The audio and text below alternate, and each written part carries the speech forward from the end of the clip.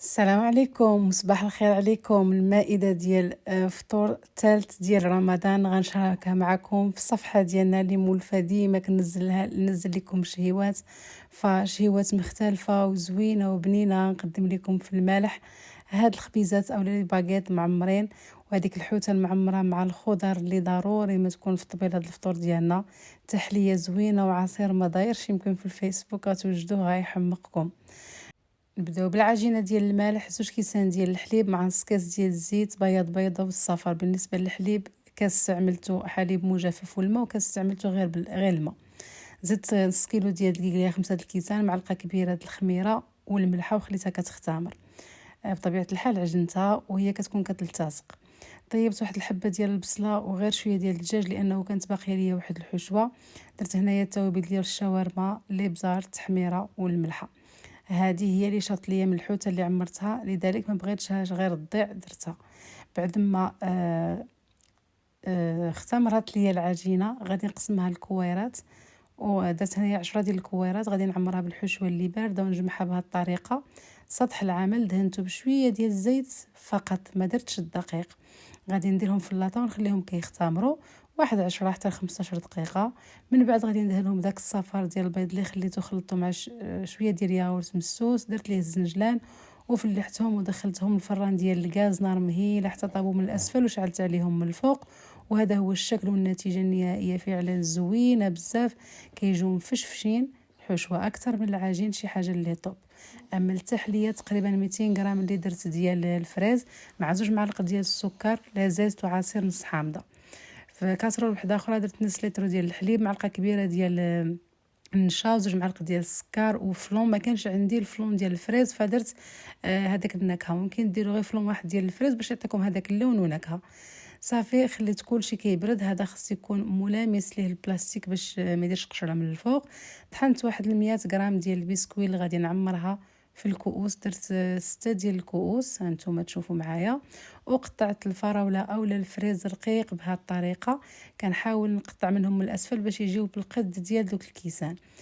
غادي نعمر هذاك الفريز اللي طيبنا. وبالنسبه لهذاك الفلون خصو يبرد مزيان مزيان باش نضيفوا له اما كريم شونتيي اما كريمه سائله ونطربوه واحد شويه.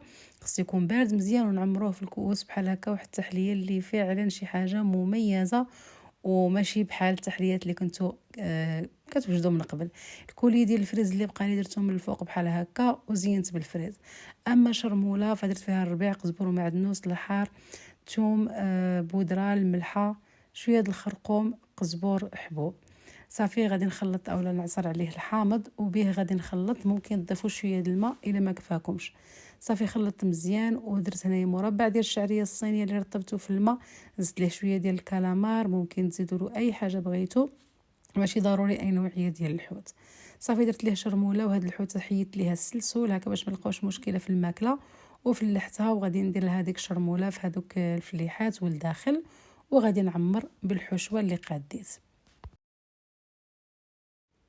كنزيرها مزيان بالكيغدون وكنلفها مزيان في البابي كويسون. ما درتش انا بابي الومنيوم، لفيتها غير في بابي كويسون ودخلتها ساعه كطيب من الاسفل والاعلى طبعا حتى كطيب. وكنحمروها من الفوق. درت هاد الخضر كلها كتبخر. هنايا درت البيترافه ولا الباربه في هذا الكاغيط.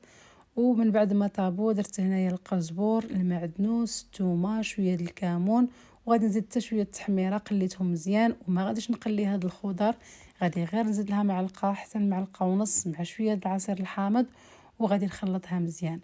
بالنسبه للوبيا، البروكولي، البطاطا، القرعه، وحتى خيزو، وحتى هذاك شويه ديال اللي بقى لي مشرموله زدتو على البيتراف اللي هو الباربه، وخلطت مزيان. وهكا كاع الخضر كانوا موجودين.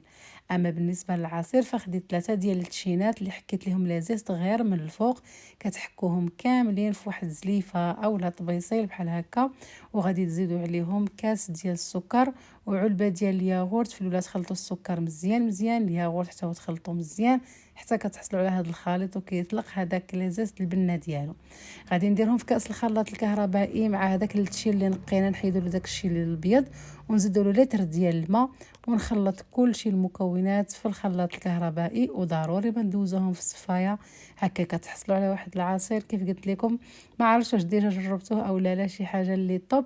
بنين، كيجي بزاف لذيذ ومختلف على جميع العصائر، وحتى اللوين ديالو كيفتح النفس. صافي قدمت الطبق ديالي ديال الحوت بهذا الشكل هذا، درت فوق منها الحامض. اما بالنسبه راه فاش خرجتها من الفران فاش طابت، شعلت عليها من الفوق وخليت ليها من الفوق، درت ليها شويه ديال الزيت البلديه.